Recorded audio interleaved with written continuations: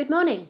I'm Catherine Satch from the Royal Geographical Society with IBG, the RGS, and I'm delighted to welcome you to this last webinar in the current series. For those of you who've joined us before, you'll know that over the last 3 months, we've had weekly webinars on careers in different sectors: planning, international development, environmental consultancy, teaching a whole wide range of different roles and sectors. If you've missed them, they're online and you can catch up at any stage. We'll be sending out links after this webinar. But today we're going to delve a little bit more into some of the advice that panelists have been offering, and we're going to focus on developing your CV, application approach, and interview style. I'm delighted to be joined by 3 experts, Florence Broderick, Flo, Mary McLaughlin, and Joe Thorogood. And they're each going to introduce themselves in a moment and tell you a little bit more about their current roles and their backgrounds. We're encouraging you to ask questions, so do post those into the chat, into Slido. And Alex, who's been corresponding with you, sending you all of the emails, will feed those questions to us. We'll do what we can to answer them in the webinar, but if we don't get to your question, we'll try and answer it in the follow-up email afterwards and with some of the resources that we've got online. So we'll probably be online for about 40-45 minutes. We know you've all got busy schedules, so that's the plan for the next 45 minutes or so. So first of all, what I want to do is I want to invite each of the panelists to introduce themselves, to tell us a little bit about their background, highlights of their education career to date, and what they do now. So Flo, I'll come to you first. Thank you, Catherine. So I'm Flo, based in London. I work for a company called Carto, which is a location intelligence software company. So we help large companies like Vodafone, Taco Bell, Bain, to turn spatial data into some kind of business outcome, whether that's where to put restaurants or where to market certain products, etc. I have been at the company for 4 years in leading marketing and sales development. I'm not a geography student. I actually studied contemporary European studies at university, which includes languages, politics, sociology, a mixture of topics. I started off working in a very large telecoms company called Telefonica, who own O2. I was there for 4 and a bit years. And then I decided to jump across to Carto, which is a much smaller company. I went from a 150,000 person company to a 150 person company. And both have some really great benefits and big differences, but the learning curve was great at both. But that's a bit about me. Excellent, thanks Flo, and delighted that you can join us today, much appreciated. Mary. Hi everyone, I'm Mary McLaughlin. I'm a careers consultant at Queen's University in Belfast, and I work primarily with our students in the natural and built environment. So among those are geography students, helping them think about how to articulate their skills and the careers that they want to get after their degree, and looking for employment.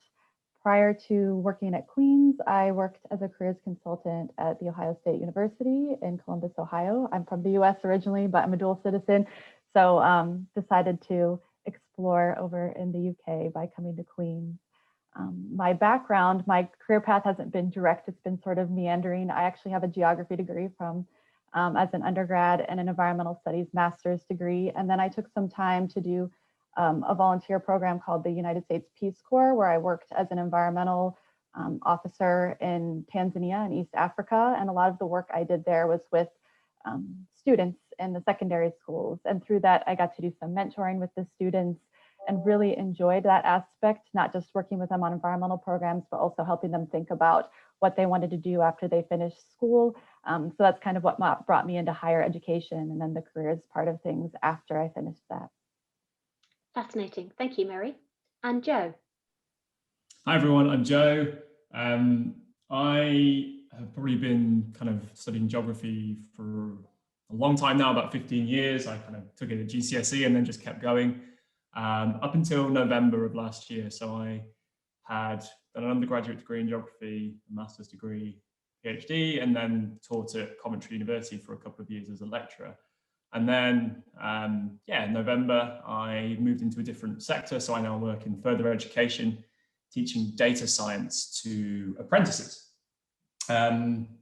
And I have worked with a lot of students in the past and seen a lot of students writing and work around essays and CVs and covering letters, which is, I think, where I can offer some thoughts today. Excellent, thanks, Joe.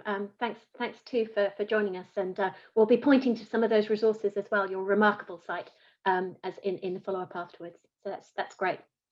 So a range of experience, kind of a range of roles now, but some invaluable advice that we're going to draw on over the next 40 minutes or so. Maybe to start off, one of the things that's come through quite clearly in previous webinars is when, no matter what the sector, the panelists have emphasized the importance of doing research about the role, about the company, about the sector it works in. Mary, can I turn to you first of all just to talk a little bit more about why that matters, and also how your advice in terms of how best going about it? Yes, I'm happy to answer.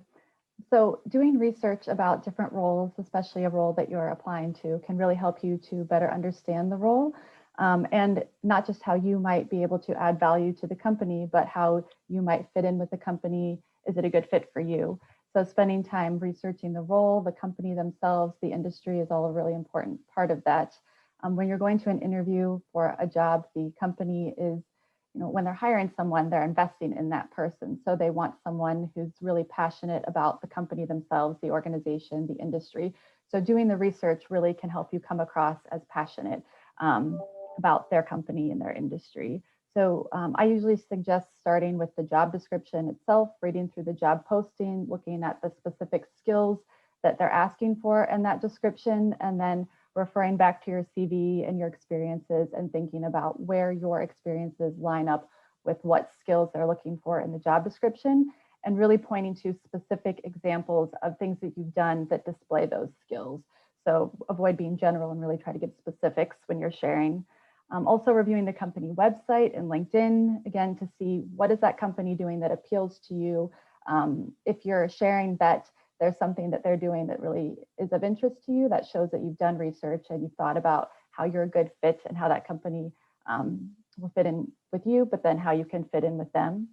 And then also it can help you in developing questions that you might ask the employer at the end of the interview too. Again, an interview is a two-way street. You're trying to find out about that company and how they might fit with you as much as they're trying to find out about you.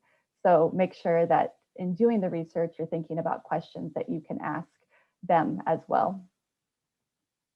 Thank you. Really, really invaluable advice there. Flo, do you have anything to add to that in terms of about researching either roles or researching companies as you're applying for jobs and considering about kind of career directions? Absolutely. I mean, I hire a lot in my team. It's a big part of my job.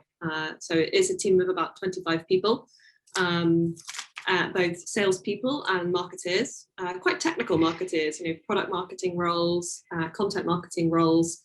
And I think one of the words I put in every single job description is curiosity, or curious. And doing good research shows that you are curious. And that's we look for in any role, whether it's a executive team member or whether that's a junior salesperson starting in their first role, because if somebody's curious, they're going to be curious in their job as well. They're going to research the person that they turn up to the call with. They're going to research the use case of that customer that perhaps they're talking to. And so showing curiosity and being able to ask questions that demonstrate curiosity is so important.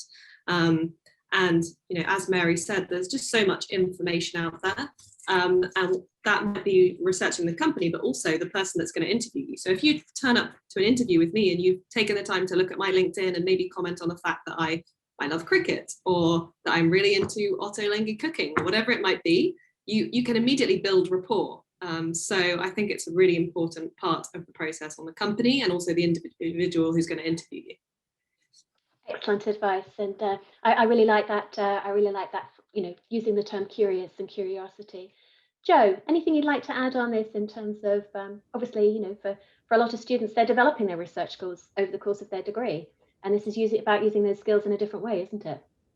That's exactly it, Catherine. I think most of the CVs and the covering letters that I remember reading from geography students said the word research or the phrase research skills in there.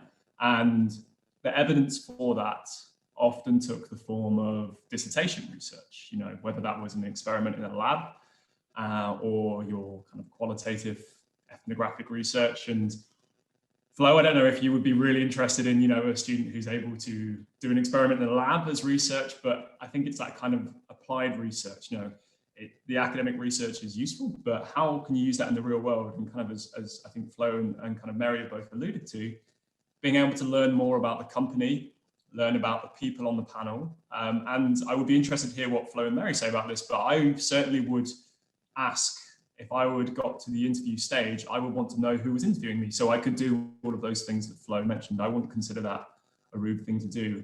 And I think one of the reasons why that's a really good thing to do is most people probably won't do a kind of deep dive into the company, the department in the company, the team in the company that they might be working with. So if you want to show that you've got research skills outside of the academic research, then that is one surefire way of doing it. Excellent, great, thank you.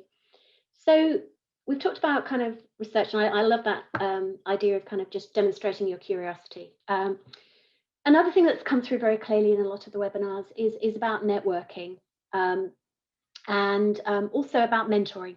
So some of it's about networking, some of it's about mentoring, and the role that that can play in terms of future career success. But there's also a recognition that getting started can be really hard. It can seem quite challenging. It can seem quite difficult.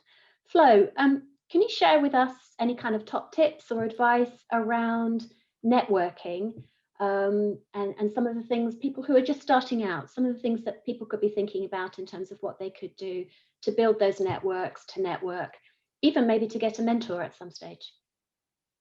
Absolutely. Well, first of all, I hate to call networking because I think it always sounds so cringe to people, this idea of us being at an event and going over to somebody to network with them. So I think the most important thing about networking is to not see it as networking, but to see it as conversations and getting to know people. You know, the same way I said about rapport building and conversation starters, you know, there's this whole world of digital content out there. You know, people do podcasts, they do panels, they do webinars, they have blogs. And so if you perhaps take the time to listen to somebody's podcast and you reach out to them on LinkedIn or you send them a tweet and say, hey, I love what you said in minute 7 of that podcast about X, that's a really great way to get somebody's attention rather than just saying, I liked your podcast.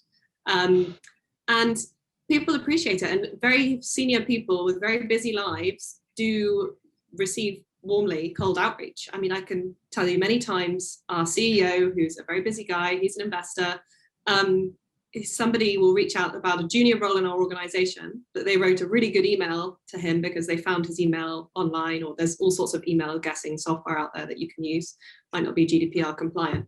But you know, that cold outreach can really work. And even if there's not a vacancy at the company, you know, just saying, hey, if there's any blog posts that you'd like written, or I'd love to have the opportunity to work with your company, just because companies aren't hiring or saying they've explicitly got an opportunity, doesn't mean that they're not warm to somebody reaching out to build a network with people at that company. But enjoy the conversations and don't make it about what you're going to get out of it. Make it about getting to know people. And I like to call it manufacturing serendipity, which sounds a very pretentious way to say networking, but it is that. It's about, you know, that conversation might lead to something in 5 years, it might lead to something in 5 months. But you have to have those conversations in the beginning and build kind of a pipeline of conversations. Excellent, Flo. I can see we're going to build up kind of the C's, aren't we? We've got curiosity and conversation so far today, so that's great. Joe, do you want to come in on this too, in terms of networking or manufactured serendipity or conversations? I'm going to steal the phrase.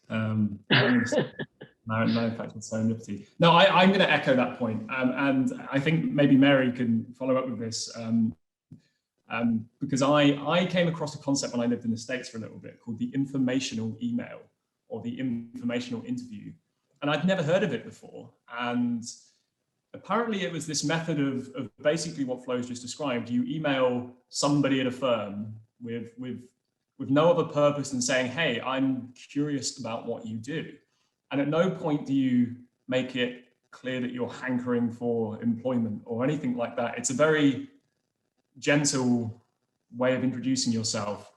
And sometimes it leads nowhere. Sometimes you learn a little bit about what the person does. Sometimes they say, well, why don't you come in and, obviously not at the moment, but why don't you come along and see what we do? And it's exactly as Flo said, people who are busy and, you know, when they are approached out of the blue, if it's done in good faith, out of a place of curiosity, and there is no obvious agenda there, I mean, they're gonna know you're looking for a job. Of course they know that. But as long as it's not front and center, I think it's perfectly acceptable and warmly received. Thanks, Joe. Mary, comments you'd like to add to this? Yes, just agreeing with both of what Joe and Florence said, and kind of commenting that something we typically in the university setting tell students to kind of look into your alumni base as a sort of place of starting to reach out. And an easy way to find alumni who work at a company you're interested in is through LinkedIn. You can find alumni that work in different countries, different companies, and then just reaching out to them. And sort of it is that idea that they're excited. You're asking them to talk about themselves and share about their career path is typically where you're starting these conversations. And a lot of people are usually genuinely happy to do that. And it kind of gives them an opportunity as an alum to reflect on and remember their experience that they had in university. And so we've found that students have a lot of success when they're reaching out to alumni to ask for just information, really. So that informational type of interview. Yep. One tiny thing, sorry, Catherine, just to add to what Joe and Mary said, is about also when you do this outreach is be concise, which sounds like a very basic piece of information, but when you're at university, everything's about a word count, right? It's 8,000 words or 12,000 words, and you're trying to write to that. And sometimes actually you're adding fluffiness in the process. But when you get into the real world after university, we live in a time of TikTok and 15-second Insta story videos, and that's, you haven't got people's attention for very long. So a 2 or 3 sentence email can do, if it's really well written, can do the trick. And when we read cover letters, we actually love bullet points at Cato about why you want to work at Cato, rather than some kind of long formal cover letter. So yeah, be concise is another tip. Sorry, Catherine. No. Excellent advice. The audience are here to listen to you in terms of sharing these. Mary, can you talk a little bit more about LinkedIn? You said that it's one good way of being able to kind of identify alumni. Have you got other kind of comments or advice for students in terms of the use of LinkedIn? Again, it's a theme that's come up quite frequently.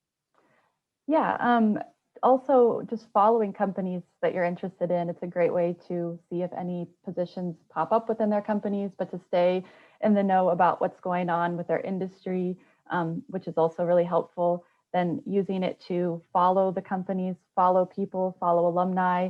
It's sort of the virtual networking. You can reach out to people, as we mentioned, using those concise comments to ask about connecting with them, either online, typically online at this stage, not in person, to chat a bit about their career path. And then it's a place that you can also share information about yourself. So, building out your profile, it's a place where you can share projects and things that you've done. There's space in LinkedIn that you can upload projects you've done that might be relevant to the industry. So it gives you a lot more room to share than just a CV would provide, where you can actually also get people to put reviews of you there, things that they know that you're good at, references. So it can be a really useful tool in sharing about yourself, but also doing research and finding out more about companies and individuals who work in various sectors. No, thank you. Flo, have you got any comments to add there in terms of how you as an employer might use LinkedIn in terms of looking at people potentially who've applied for a role in your organisation? Absolutely. So when we open a vacancy, we actually use a system called Lever, which is like an application management system, and all these CVs come in. And I, as the hiring manager, will actually, it almost works a little bit like a dating app. You swipe left or swipe right. You look at that one page CV, and that's a kind of takeaway here is one page CVs.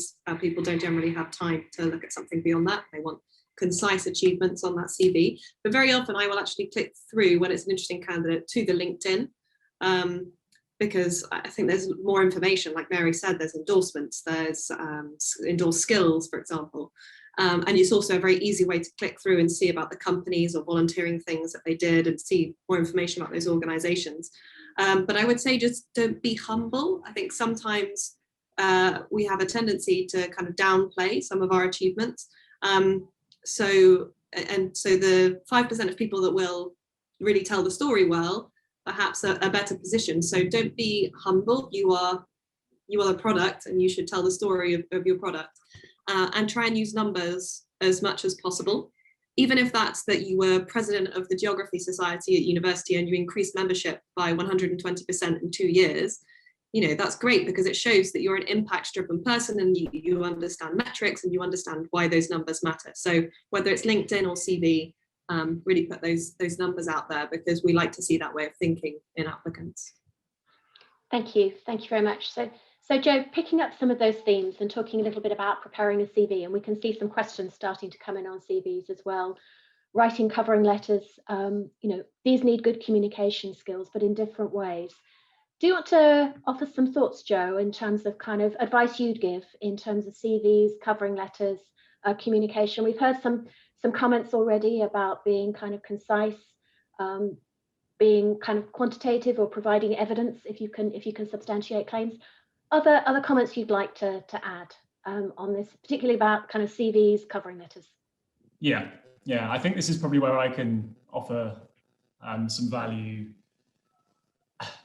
Academia, when you write an essay, as we've kind of heard, you have a word count, and the style and the way of writing is to nuance and deal with complexity. And in the business world, people are very busy and they are not your lecturers. They're not treating your CV, your covering letter, as a critique to be engaged with. They are looking to glean information from it quickly, and you are not at the center of their universe. So that point about concision that Flo made, most people on their CVs are going to write something like excellent communication skills. And if that doesn't then ring true in the covering letter or CV, you have a mismatch between kind of what the candidate's saying and what they're proving. But excellent communication skills, again, don't mean that you come across as incredibly intellectual. They don't mean that you come across as a scholar, a kind of a first-class intellectual student who's at the top of their game. It means that you can communicate concisely and clearly. You can make a point succinctly, and you can basically take a lot of information and convey it in a kind of very concise is the word I'm coming back to here, because people are busy and they appreciate someone who's taken the time to save them time by making the application shorter or clearer. And I came across a Twitter feed the other day that made me laugh, which was, how would you write, "I changed a light bulb" on your CV? And some of the answers are brilliant. I'll just read one or two to you. But facilitated and streamlined the standard operating procedure for procuring and delivering installing power supply materials, right? You don't need to do that on your CV. People aren't impressed by that. They're not impressed by that needlessly verbose way of writing.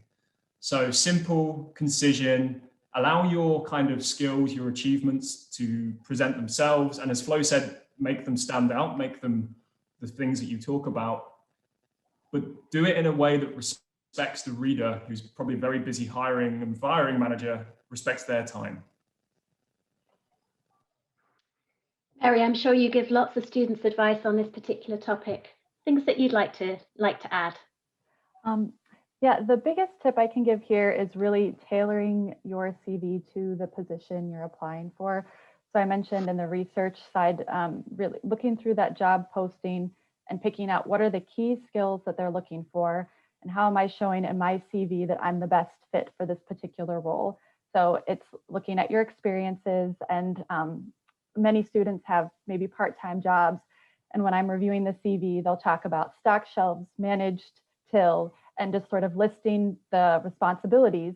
So what I encourage them to do is hone in on what are the transferable skills from those particular roles and things that are going to be relevant to any future employer.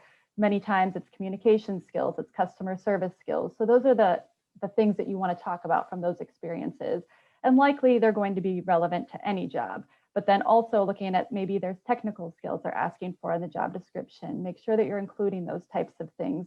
sometimes students will leave those things off of their CV. And the thing is that even though you have a geography degree, it doesn't mean that every employer is going to know your technical skills and the skills you have coming out of that. So you still want to include them, particularly if there's something being asked for in that job description. No, that's really, really important advice. In terms of the relationship between the cover letter and the CV, can you speak a little bit more about that, Mary, in terms of kind of the work that each of those are doing and how they need to sort of speak to each other? And then we've also got a couple of questions in the chat about the value of having personal websites, online portfolios where you can link to more information or to your LinkedIn profile, which we've also heard a little bit more about. But could you speak a little bit more to that kind of that relationship between the covering letter and the CV? Yes. So the covering letter allows you again to hone in on a couple very specific examples where you can highlight key skills and accomplishments that are relevant to the job. So you're referring back to your CV, but you're picking out one or two key things from your CV and sort of elaborating rather than just restating everything that's sort of already on your CV. So the employer will look at your CV and they'll see all of the accomplishments you have there, but then pick those one or two key accomplishments that really speak to that role, or perhaps it's something you're really proud of that highlights a few skills that are really relevant to that particular role. And then the middle part, the bulk of your cover letter, is going to kind of tell the story of how you've used those skills through a particular experience. So it's elaborating on one or two things. That's sort of the key from your CV. And then in terms of your other question about including information about websites or LinkedIn, I would usually encourage including your LinkedIn URL on your CV. And if you have a portfolio, certainly it's another resource that the employer can see, again, those examples of your work. So you're not just saying, I can do this, you're actually showing them that you can do it through previous work that you've done. No, thank you, very useful. Flo, if I turn to you in terms of that cover letter, you've already said that, you know, a major part of your role is recruiting. What kind of what helps people stand apart in terms of that cover letter? I think it's about making the cover letter actually more about Carto than them, or linking what is special about you as a candidate to Carto. So, for example, a candidate might say, I saw on the Carto blog that recently you launched a new partnership with Databricks. I thought this was really interesting because I've actually been using Databricks during my project at university. And you know, picking up something very specific and linking to that is really valuable. And I don't mind bullet points at all. This might be something quite specific to a tech company that's smaller, that we don't expect a kind of formal Madame style thing. It's more like, hey, Carto recruiting team, I'd love to have the opportunity to talk with you because blah, blah, blah. It's a very different style, but that's because we're not a very formal company. So don't take that as gospel for all companies out there. But also, I think there are some really cool ways to stand out here. So we had one candidate who actually created a Carto map and put points on the map of different experiences she had had. And then there was like a pop-up window on each point on the map about her experience in that location. And she did it in a Carto map. And so, of course, she got an interview. I'm not sure if she actually got the job in the end. But it was a great way to stand out, or do a video.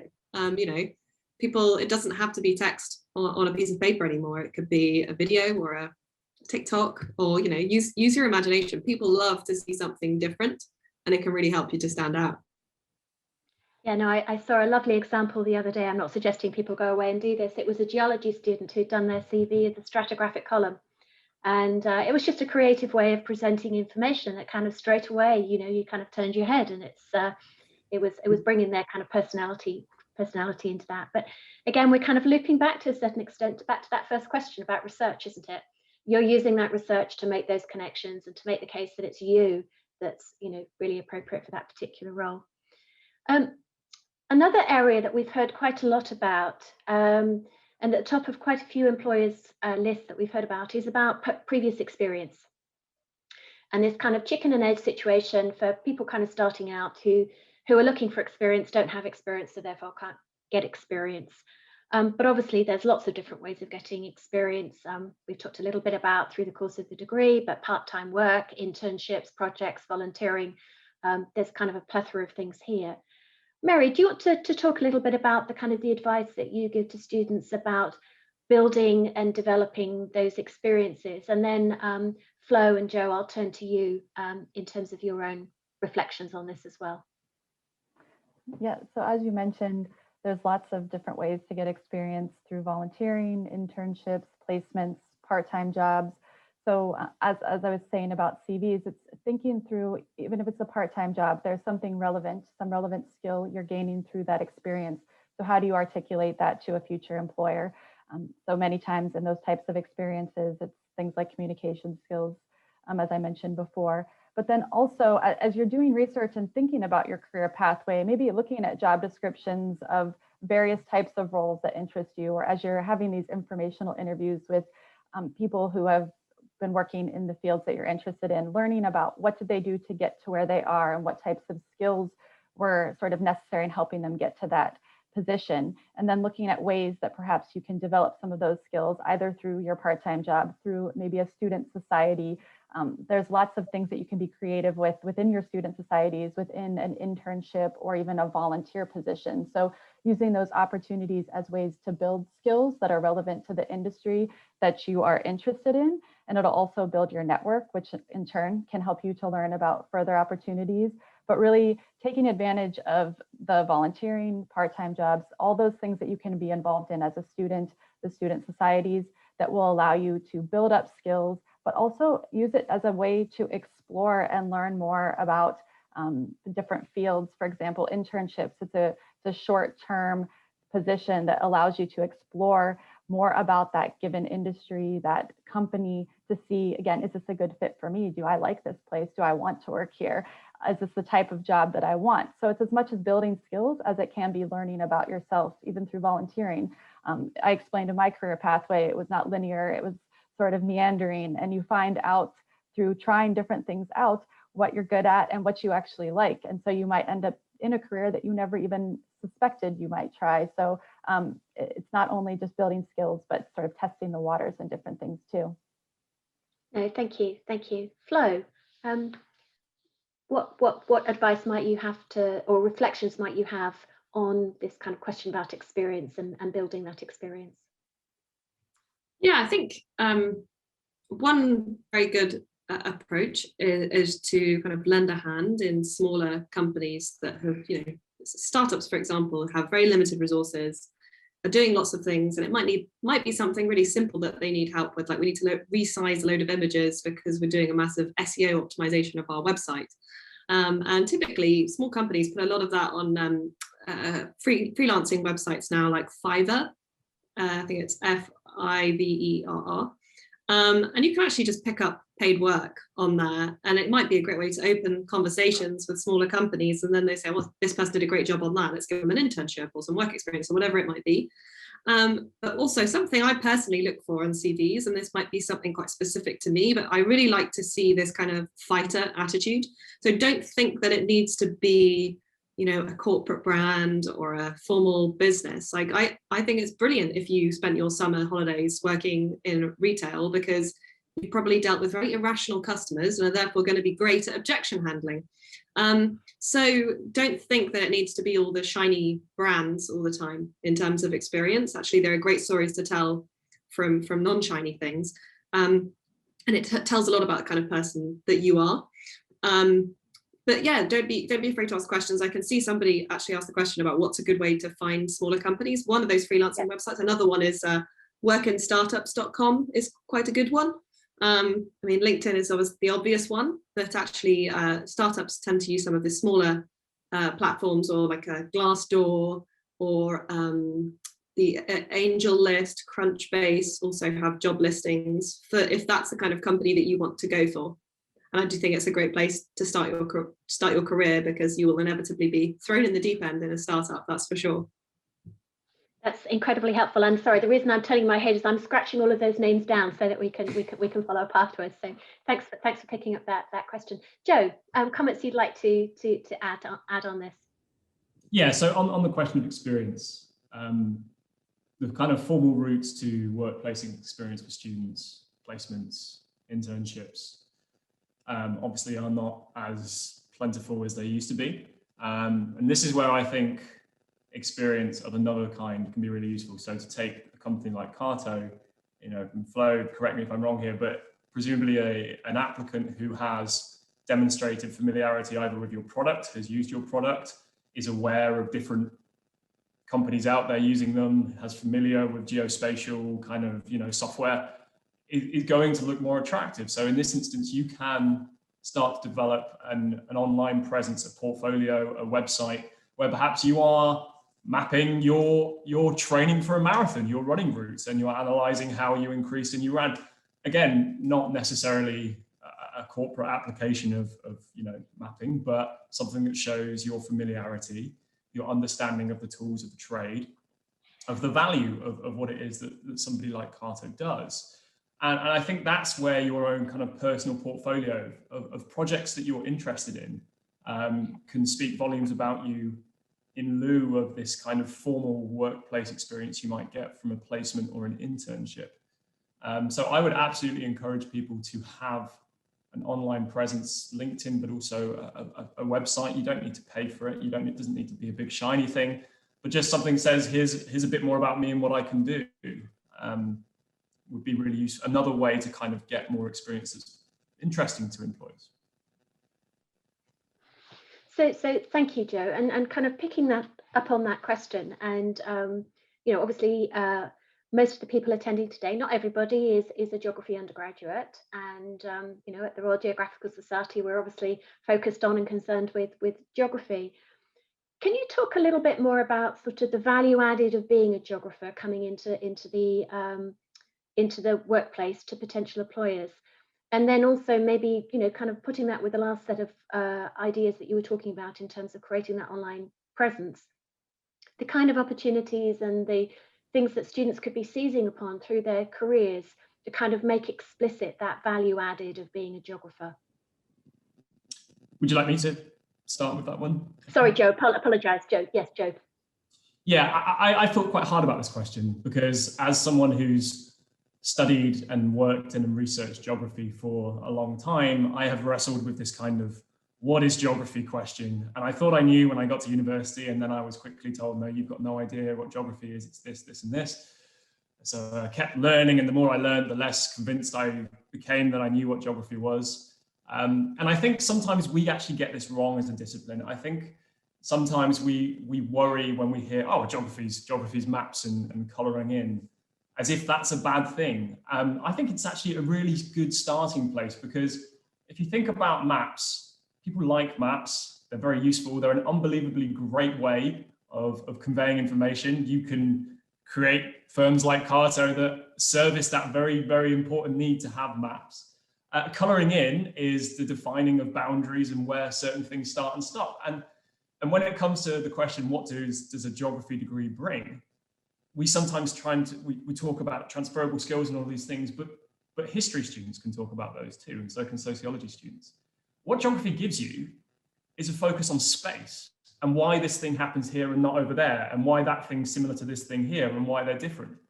And that is unbelievably valuable, monetizable, useful perspectives on the world that other people don't have. So when someone says to me, oh, geography, that's, I love a good map. Hey, well, that's a really good starting place. And I think geographers should make more of that they come with a unique ability to analyze space, whether that's through GIS, whether that's through cultural and historical geography, the field that I was in, historical geography, whether it's through environmental studies, climate change. You have that spatial analysis, and we do not make enough of that. And I think we should. I really think we should. Because the world is coming around to the value of geospatial, whether it's data, whether it's the perspective, whether it's the analysis. I think we should make more of it. Well, I think Flo can certainly speak to that one, can't she? Well, I'm just thinking that I need to ask Joe if he wants a job in sales at Carto, because that's really our value proposition in a nutshell. Absolutely. I also think that we're quite something that's quite specific to the UK, and because I've worked a lot outside the UK now, is like we're very lucky that employers are open-minded about what your degree program is here. And I know plenty of McKinsey consultants who've studied geography. I know a young lady who's about to go and work at one of the biggest PE firms in the world, having done an undergraduate degree in geography. But actually, in some of the markets I've worked in, if you want to go work in a telecoms company, you have to have a degree in telecoms engineering.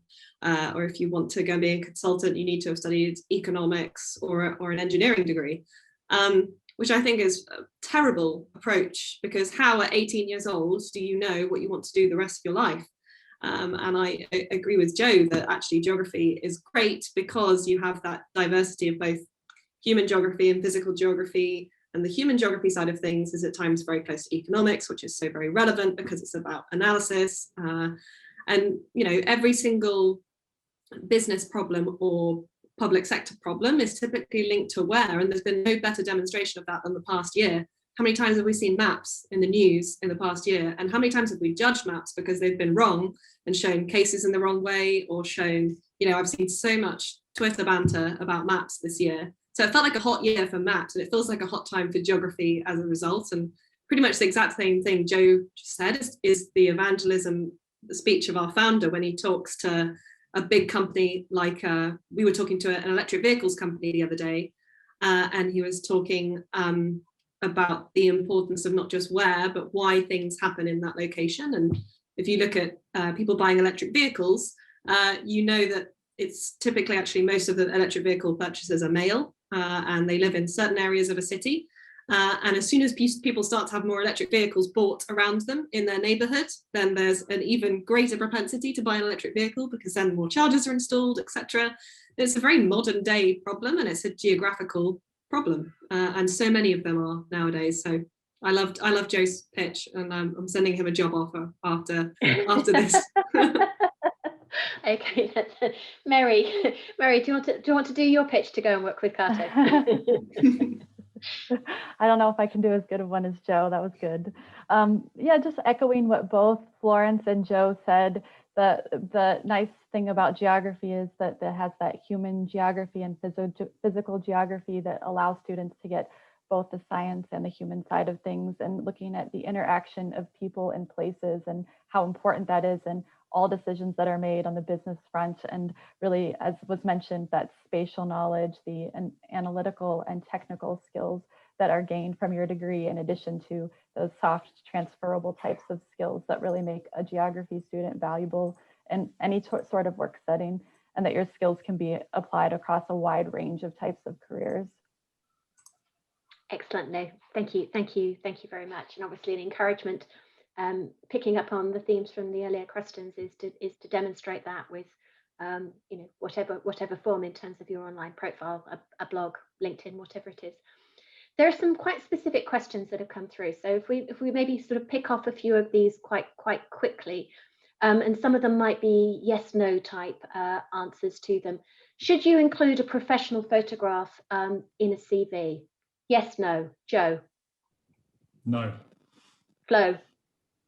I understand that we have to be careful with photos on CVs because of things like discrimination, but actually everybody's got a photo on their LinkedIn profile nowadays. So I would actually go for consistency, and I'll just to challenge Joe, I'll say yes. And Mary? I would typically say no.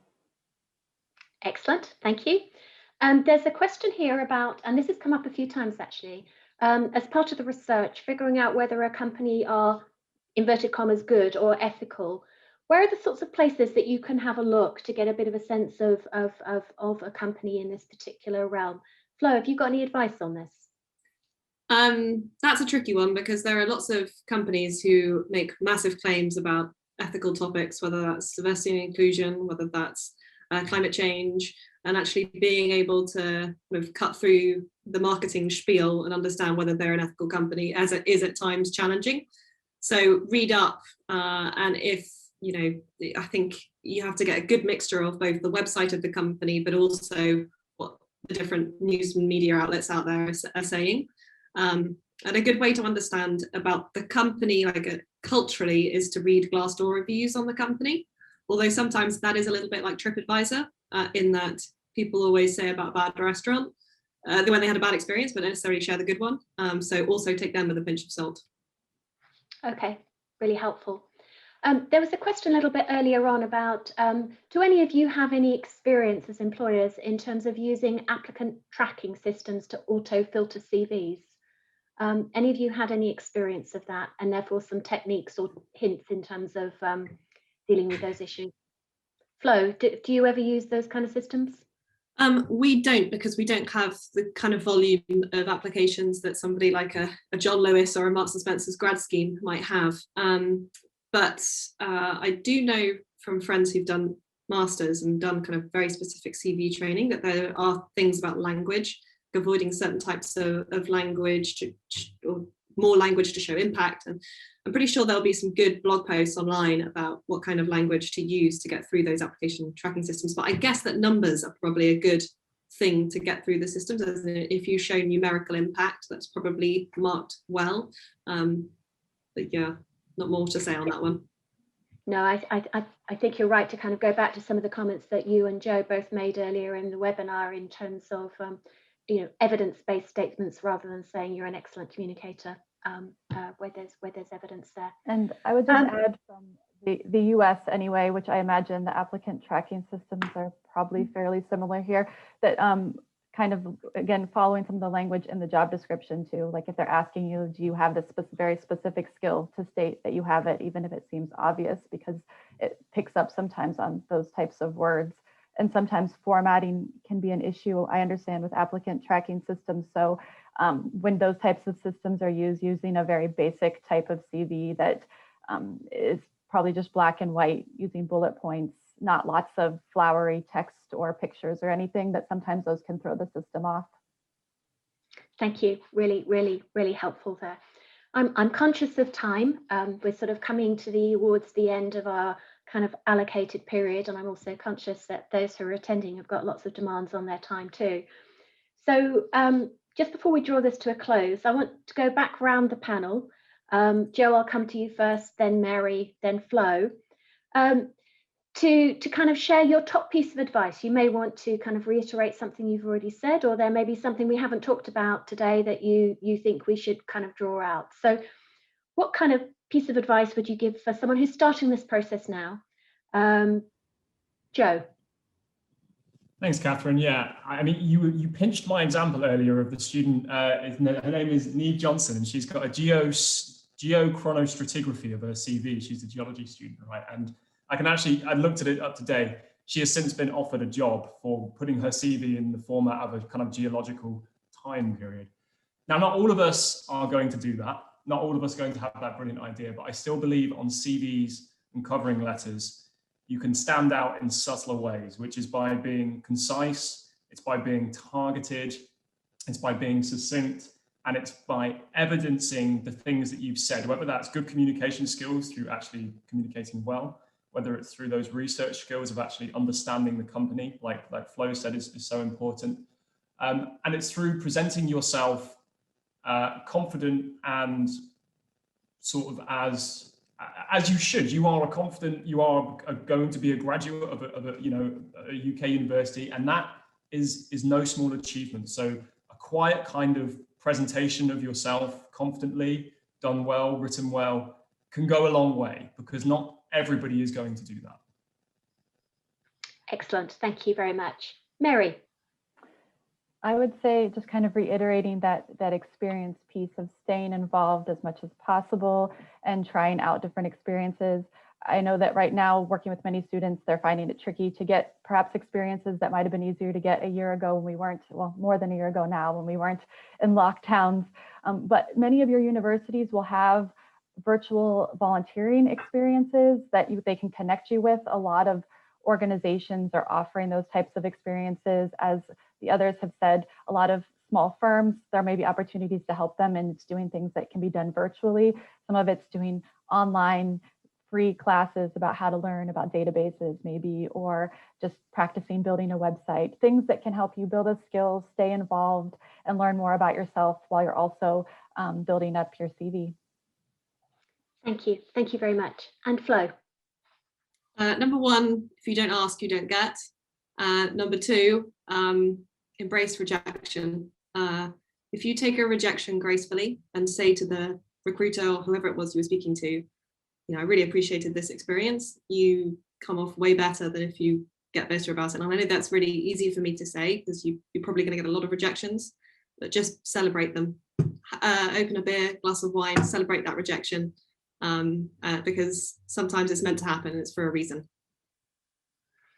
Excellent advice all round, and some really kind of helpful and very specific guidance that you've given through the course of the last 45 minutes. So thank you very much. You've been very succinct and very clear, which is really appreciated. To everyone who's attended, also thank you. As I said at the outset, we're going to be sending around an email with some links to more resources. We'll be adding some of the ones that we've just learnt about today as well. And we'll also be sending a kind of an overview of the past events if you haven't been able to attend those. Please give us feedback. We're always looking to improve these webinars. And if there are particular topics you'd like to see us addressed, this is the end of the current series, but we will definitely be doing another series. So whether it's in terms of sector, whether it's in terms of different types of advice, if it's different types of speakers that you'd like to hear from, please do let us know. But I just want to end by thanking again our panelists, Flo, Joe and Mary, for joining us this morning and for being so generous and so clear and incredibly helpful in terms of the advice that's been given. So thank you very much. Thank you. Thank you. Thanks.